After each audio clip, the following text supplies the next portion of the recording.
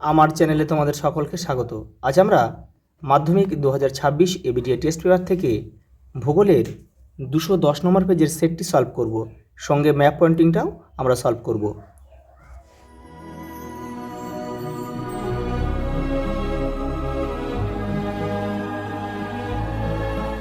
প্রথম প্রশ্ন দেখো, মরু অঞ্চলে পর্বতের পাদদেশে প্রস্তরময় ঈষৎ ঢালু বিস্তীর্ণ সমভূমিকে বলা হয় পেডিমেন্ট।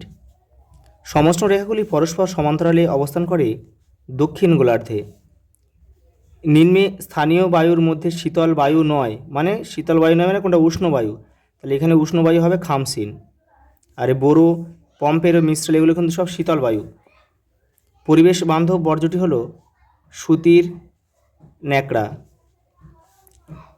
পৃথিবীকে পরিক্রমণের সময় পৃথিবী ও চাঁদের দূরবর্তী স্থানটিকে বলা হয় অ্যাপোজি।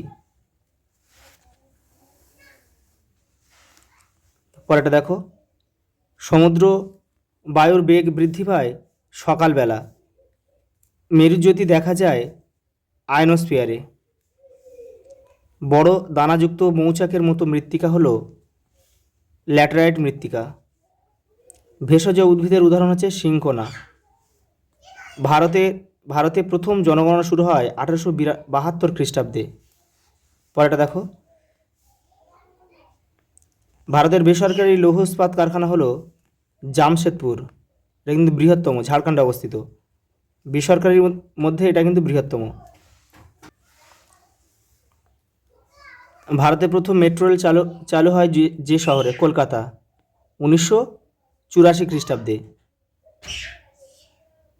পরে দেখো, অর্থনৈতিক উন্নতির জীবনরেখা বলা হয় জলপথকে।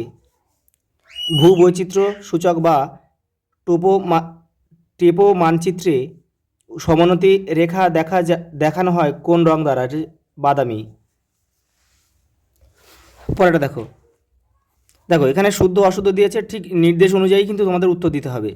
শুদ্ধ মানে এখানে সু লিখবে, আর অশুদ্ধ মানে অ লিখবে। কিন্তু দেখো, শুষ্ক ও প্রায় শুষ্ক অঞ্চলে নদীর নিম্নক্ষয়ের ফলে ভি আকৃতির নদী উপত্যকা গঠন করে, এটা কিন্তু অশুদ্ধ। তাহলে হবে কি? এটা কিন্তু হবে ক্যানিয়ন। দেখো, গম চাষে বল উইভিল পোকার আক্রমণে গমের মড়ক লাগে, এটাও কিন্তু অশুদ্ধ হবে। এটা কিন্তু কার্পাস চাষে হয়। এটা তোমরা পরীক্ষার খাতায় কিন্তু তোমরা শুধু শুদ্ধ অশুদ্ধ লিখে দেবে, কারেকশন করার দরকার নেই। দেখো পরেরটা দেখো, বৈপরীত্য উত্তাপে পার্বত্য উপত্যকায় নিম্নমুখী বায়ুকে বলা হয় ক্যাটাবেটিক বায়ু, এটা কিন্তু শুদ্ধ। দেখো পরেরটা, ভূমধ্যসাগরীয় জলবায়ু অঞ্চলে শীতকালীন বৃষ্টিপাতের দেশ বলা হয়, এটাও কিন্তু শুদ্ধ, কারণ ভূমধ্যসাগরীয় কিন্তু অঞ্চলে কিন্তু শীতের সময় বৃষ্টিপাত হয়। দেখো, পৃথিবীর প্রথম কৃত্রিম উপগ্রহ আর্যভট্ট, এটা কিন্তু অশুদ্ধ, কারণ পৃথিবীর নয়, এটা কিন্তু ভারতের প্রথম কৃত্রিম উপগ্রহ হবে আর্যভট্ট। ল্যান্ডফিলের বর্জ্য পদার্থ ধোয়া জলকে বলা হয় লিচেট বলে, এটাও কিন্তু শুদ্ধ। ভারত সংলগ্ন প্রতিবেশী দেশের মধ্যে ভারত বাংলাদেশের সীমারেখা দৈর্ঘ্য সর্বাধিক, এটা শুদ্ধ। পরের দেখো, শূন্যস্থান পূরণ দিয়েছে। আবহবিকার পুঞ্জিত ক্ষয় ও ক্ষয়ীভবনের ফলে নিচের শিলাস্তর উন্মুক্ত হওয়াকে নগ্নীভবন বলে।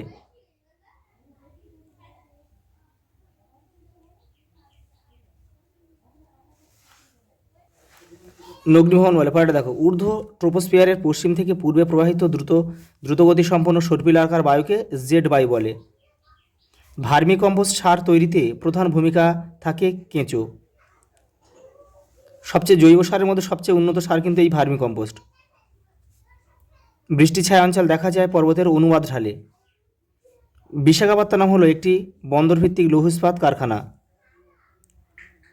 যেসব নির্দিষ্ট কোম্পানি বা সংস্থার জাহাজ সমুদ্রে চলাচল করে তাকে বলে শিপিং লাইন বলে।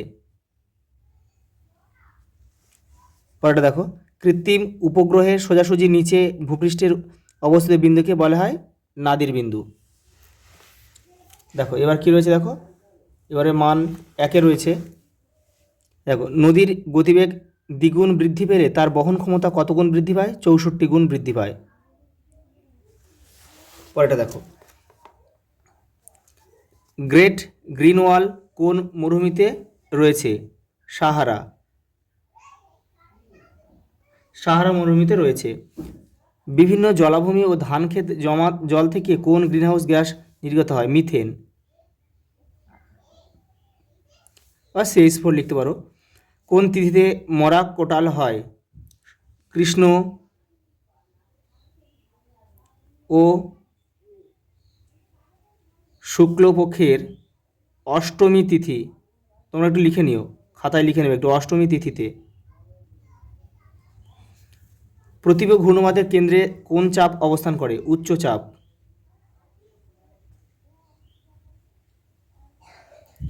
পরেরটা দেখো, ভারতের বৃহত্তম অঙ্গরাজ্য কোনটা?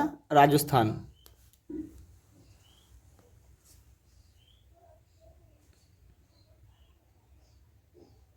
রাজস্থান। আর ক্ষুদ্রতম কিন্তু গোয়া। উপগ্রহ চিত্রে সবুজ উদ্ভিদকে কোন ছদ্ম রঙে দেখানো হয়? লাল। ভারতের চা গবেষণা কেন্দ্র কোথায় অবস্থিত? জোরহাট। জোরহাট, ব্র্যাকেটে আসাম লিখে নেবে, আসামের জোরহাটে অবস্থিত। দেখো একটা ছক দিয়েছে, দেখো কেউ তীর চিহ্ন দিয়ে কিন্তু মেলাবে না। দেখো চিনুক কোথায় প্রবাহিত হয়? রকি পার্বত্য অঞ্চলে কিন্তু চিনুক প্রবাহিত হয়। 2.4.1।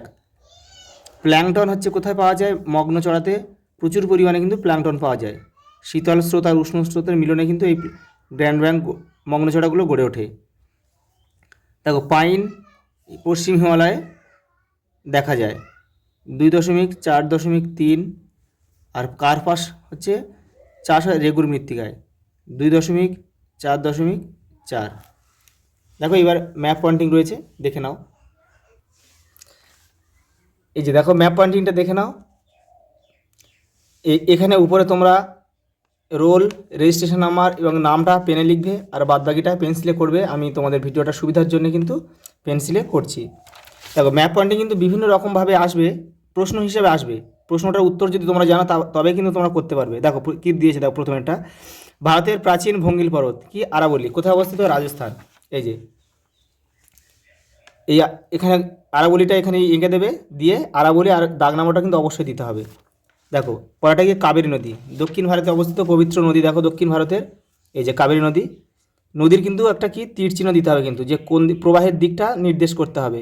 আর এই যে ব্র্যাকেটের এখানে যে রয়েছে এটা কিন্তু যে বদ্বীপ, যে কাবেরী নদীর মোহনায় বদ্বীপগুলো রয়েছে তার চিহ্ন কিন্তু এটাও কিন্তু দিতে হবে। দাগ নাম্বার আর নামটা অবশ্যই লিখতে হবে।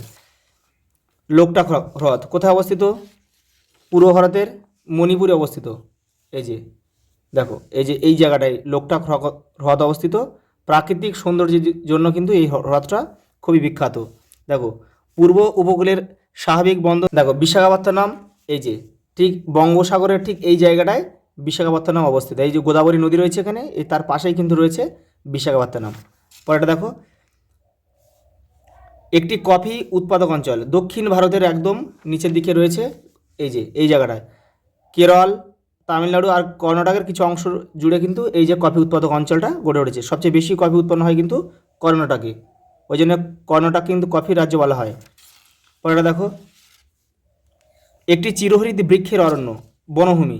দেখো এই যে পশ্চিমঘাট যে পর্বতমালা রয়েছে এখান থেকে আরব সাগরের তীর বরাবর, তার ঠিক পশ্চিম দিকটা মানে পশ্চিম ঢালটা যে বনভূমি রয়েছে সেটাই কিন্তু চিরহরিত বনভূমি, আর তার পূর্ব ঢালটা কিন্তু পর্ণমোচী বনভূমি। পরেটা দেখো, পূর্ব ভারতের একটি পেট্রো রসায়ন শিল্পকেন্দ্র হলদিয়া। দেখো এই যে পশ্চিমবঙ্গে এই জায়গাটা ঠিক এটা হচ্ছে হলদিয়া। পরেটা দেখো, ভারতের বৃহত্তম বিমানবন্দর, ভারতের বৃহত্তম বিমানবন্দর কোনটা? নিউ দিল্লি। নিউ দিল্লিটা কোথায়? নিউ দিল্লি ইন্দিরা গান্ধী ইন্টারন্যাশনাল বিমানবন্দর। এই যে পরেটা দেখো, ভারতের মরু মৃত্তিকা রাজস্থানে রয়েছে। রাজস্থান ঠিক এই জায়গাটা ভারতের মরু মৃত্তিকা, বা সিরোজম যদি দেয়, সিরোজম মানেও কিন্তু মরু মৃত্তিকা একই হবে। এই জায়গাটা পড়বে তোমরা, রাজস্থানের ঠিক পশ্চিম দিকে পড়বে। আর ভারতের সিলিকন ভ্যালি কি? বেঙ্গালুরু। এগুলো কিন্তু জানতে হবে তোমাদের, নাহলে কিন্তু করতে পারবে না। বেঙ্গালুরু এই যে বেঙ্গালুরু। দেখে নাও ম্যাপটা একটু ছোটো করে সবটা দেখিয়ে দিচ্ছি। এই যে আজ এই পর্যন্ত, দেখা হবে পরের ভিডিওতে।